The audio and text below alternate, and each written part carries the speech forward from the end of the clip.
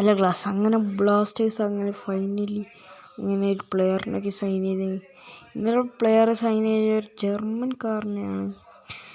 ആ ജർമ്മൻകാരനെ സൈൻ ചെയ്തത് കേരള ബ്ലാസ്റ്റേഴ്സ് തന്നെയാണ്. ജർമ്മൻകാരൻ്റെ വിശേഷങ്ങൾ, ഒരു 22 വയസ്സുകാരനാണ് ആ ഒരു ജർമ്മൻകാരൻ. ആ 22 വയസ്സുകാരൻ്റെ ഫോട്ടോകളാണ് കാണുന്നത്. ഈ ജർമ്മൻകാരനാണ് ഇനി ബ്ലാസ്റ്റേഴ്സ് കപ്പടിക്കേണ്ടത്.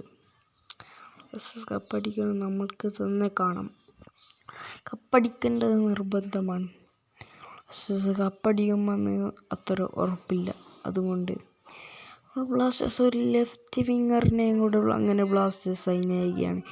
ഫ്രഞ്ച് താരമായ ഗ്രീസിലെ 2nd ഡിവിഷനിൽ കളിച്ച പ്ലെയറാണ് ഈ ഒരു താരം.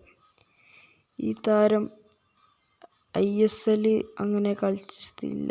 ISLോട്ടാണ് വരുന്നത്. കേരള ബ്ലാസ്റ്റേഴ്സിൻ്റെ ലെഫ്റ്റ് വിങ്ങറായിട്ടാണ് ഈ പ്ലെയർ ഉണ്ടാവുക എന്ന് പറഞ്ഞിരിക്കുന്നു.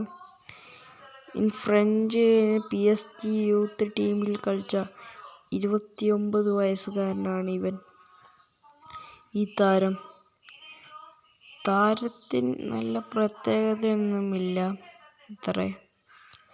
പിന്നെ ഐമൻ്റെ കാര്യത്തിലോട്ട് കിടക്കാം.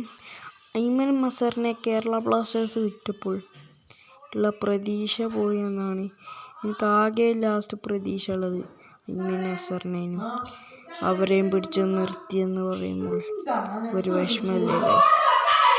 അപ്പോൾ ലോകം കണ്ടല്ല ഇന്ന് ISL കാണാൻ കൊതിക്കുന്ന ആൾക്കാരൊക്കെ ISL കാണാൻ